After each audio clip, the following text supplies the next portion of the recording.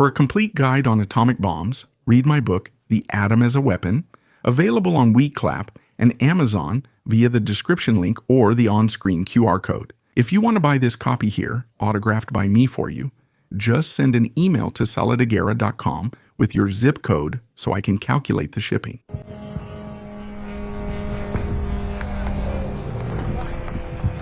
I see. I see. I see. I see.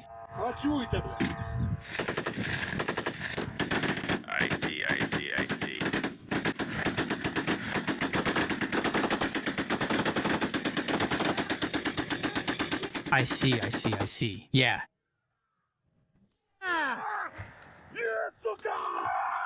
Wow, did you guys see that too, like I just did?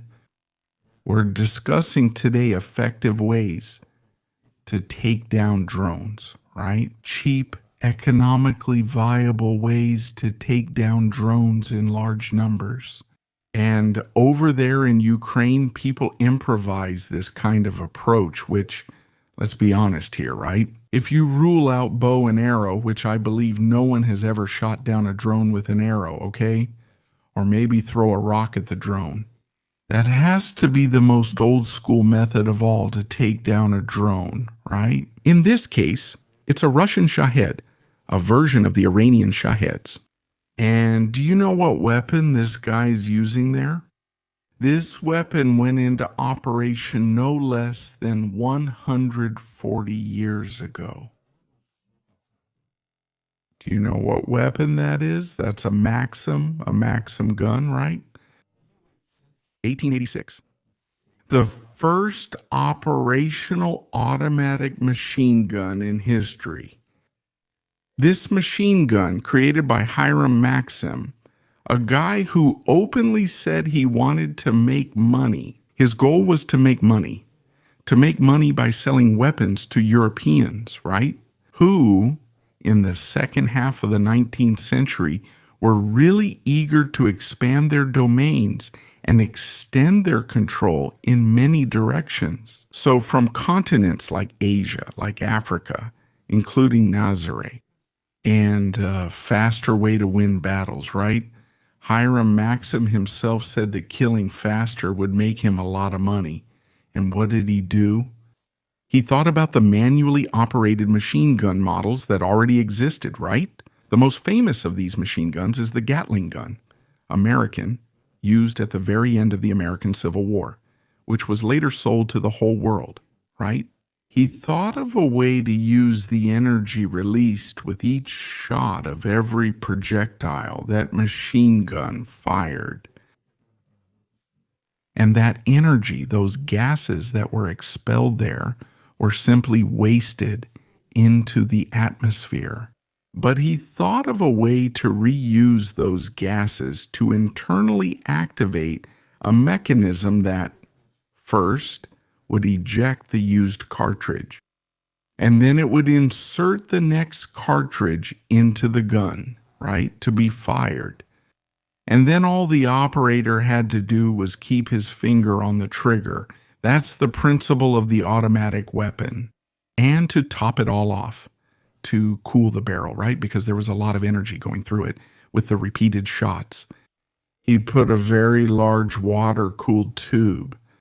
And therefore, this weapon could reach an impressive 600 shots per minute, which is equivalent to 60 good soldiers. Imagine that. You replace 60 good soldiers with a single weapon. It was an undeniable advantage, right? So, Hiram Maxim patented this concept in 1883 over in London. In 1884, he showed this weapon, demonstrated it to the first military officers there. And in 1886 then, finally, his weapons entered service with the British Armed Forces. For that, he had to form a partnership with Albert Vickers from Vickers Industries, right? From the Vickers Arsenal. One of the most famous, one of the biggest in the world at the time, right? So what did Maxim do after selling this to the English? Like I told you, he wanted money. He didn't beat around the bush. His business was money. He went out selling to everyone. He had the patent. He had now a partnership with a powerful industrialist. And he went out selling to everyone to anybody. So he arrived in 1887 there in Imperial Russia, right? There in Moscow, there in St. Petersburg, which was actually called Petrograd at the time, okay? So he sold that weapon of his to the Russian Navy, the Imperial Russian Navy. They bought a small batch of 12 weapons. He wanted to sell a lot more, but he sold 12 weapons to the Russians. The Russians didn't immediately see the value of that innovation, that new weapon. But then many years later, in 1896, at the very end of the 19th century, Russia went back to look for Maxim. And this time, they bought hundreds of weapons from him, eventually reaching 300 weapons in the early years of the 20th century, right?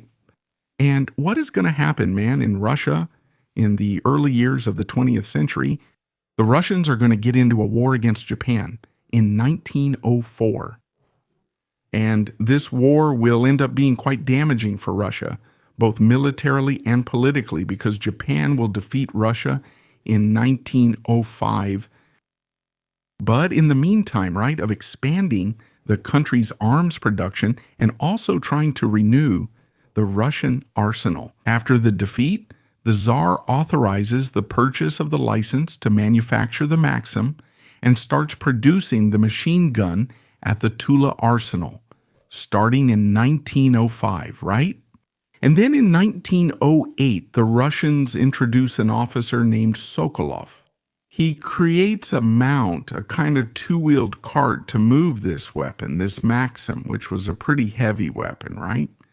And so this Sokolov mount, which is still used today, including its descendants in some cases, I'll tell you even the original one is still used, started to be used. The Sokolov mount could even be fitted with a shield in front to protect the weapon's crew, and this shield was removable, okay? The Russians didn't stop there. They didn't just stop at manufacturing the weapon, because just 5 years later, in 1910, they created the Polemiat Maxima M. 1910, which means heavy Maxim, 1910.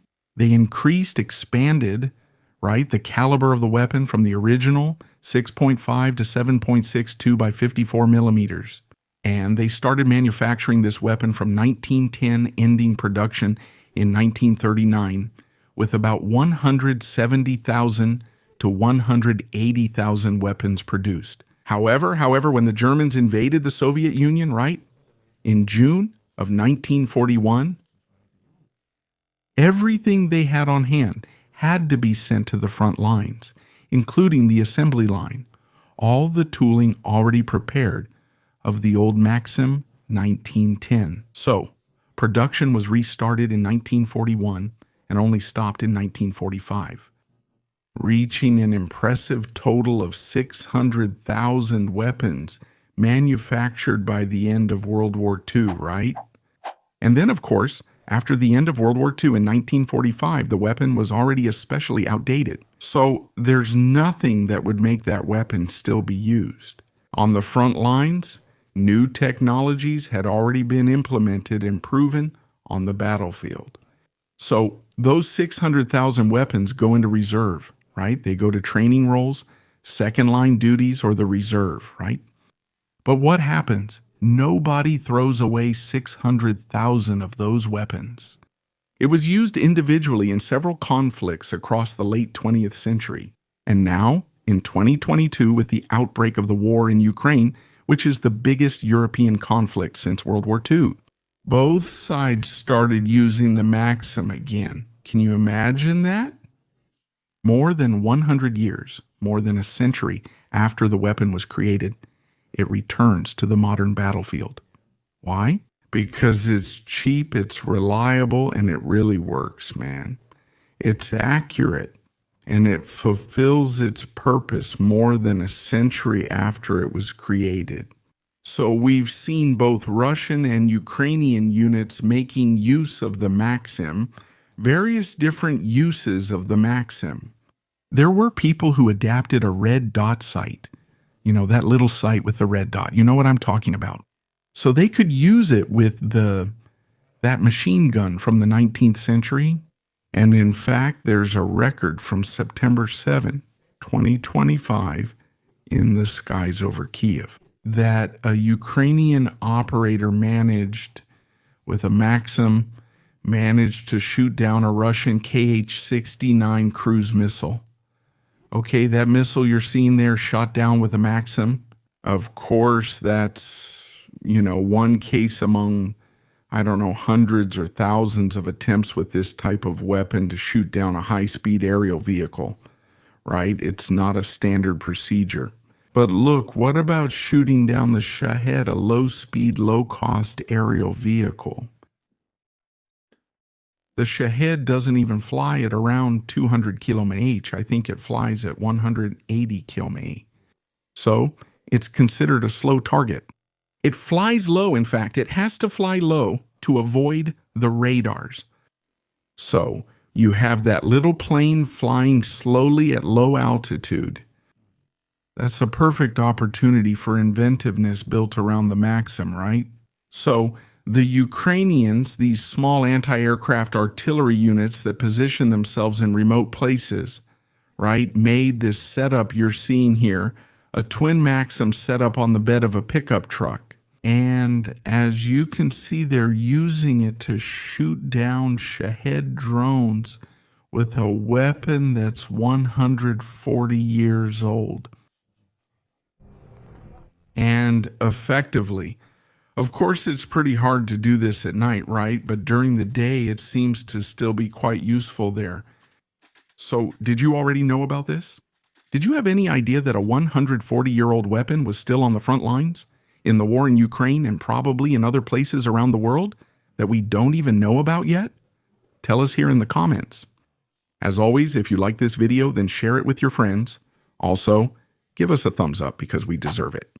And don't forget to subscribe to Lighthearted so you don't miss anything else. I'll stop here. Thank you again for watching. And here's a big hug from Lighthearted.